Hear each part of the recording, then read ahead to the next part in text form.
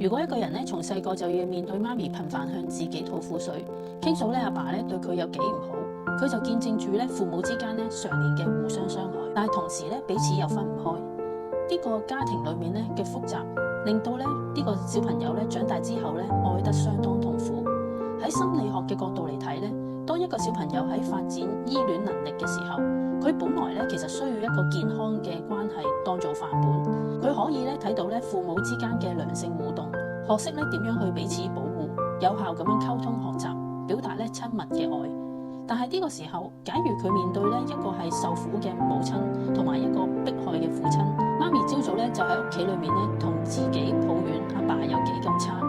夜晚咧翻到去咧一家人咧又好似若無其事咁樣坐埋一齊食飯傾偈，呢一種割裂感咧對小朋友嚟講咧係好強嘅攻擊性。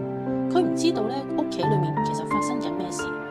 佢只係咧感受到咧媽咪嘅憤怒同埋暴力，感受到咧阿爸嘅疏離同埋冷漠。佢內心裏面咧可能咧好希望咧阿爸阿媽都能夠咧相處得親密一啲，所以咧佢會咧令到自己表現得好乖，好努力地營造家庭裏面融洽嘅氛圍。一旦咧父母咧發生爭吵，嗰個小朋友咧就會體驗到咧強烈嘅不安全感。問題咧正正就係咧喺呢個屋企裏面，父母咧往往都冇一個人咧可以幫呢個小朋友去面對、去消化佢內心呢一個衝突。冇人咧可以清楚咧同呢個小朋友去解釋點解咧阿媽同埋阿爸咧會愛得咁糾纏、咁折磨。當一個咧小朋友喺衝突裏面長大，佢就注定咧會活喺一個衝突裏面。於是咧父母之間嘅相互傷害咧又冇辦法分開，令到佢咧將愛同痛苦嘅糾纏咧畫上咗等號。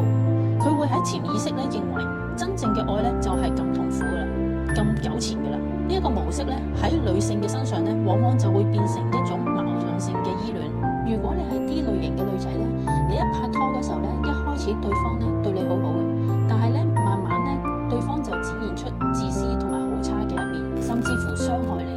於是咧你就咧一邊咧同閨蜜抱怨，但係另一邊咧又不斷咁樣同你嘅男朋友爭吵同埋和好，直到咧對方咧搞到你遍體鱗傷，俾你咧留下心理嘅創傷，你都總係咧深陷喺其中走唔開嘅。而喺呢種家庭長大嘅男性咧，身上咧就會咧發展出一個咧過度嘅迴避，因為咧佢由細個咧就已經親眼睇到佢阿爸阿媽唔知點解嘅衝突，呢個咧導致佢咧極度咧恐懼伴侶嘅負面情緒，會不惜一切咧代價去妥協、去講大話、去逃避嚟咧避免衝突。於是咧佢內心裏面嘅恐懼係，一旦關係裏面有衝突咧，最終咧就會好似變咗阿爸阿媽咁樣，走向咧互相傷害嘅深淵。所以你睇下，無論咧男定係女，你最終咧都會喺感情裏面咧陷入痛苦。要喺咧痛苦裏面揾愛情，愛給予自由，痛苦咧係製造忠誠。有一個咧好殘酷嘅真相，就係咧呢個世界上咧其實只有少數人咧能夠有意識咁樣去睇到自己可以其實好勇敢咁樣去追求愛。可惜咧實際上比原生家庭咧呢個忠誠咧禁錮住佢嘅手腳。所以咧當你喺愛得好辛苦嘅時候，正正就係咧你需要停低落嚟檢查下自己嘅時候。你需要檢查你內心嘅感受，檢查咧你到底咧做出咗乜嘢嘅犧牲，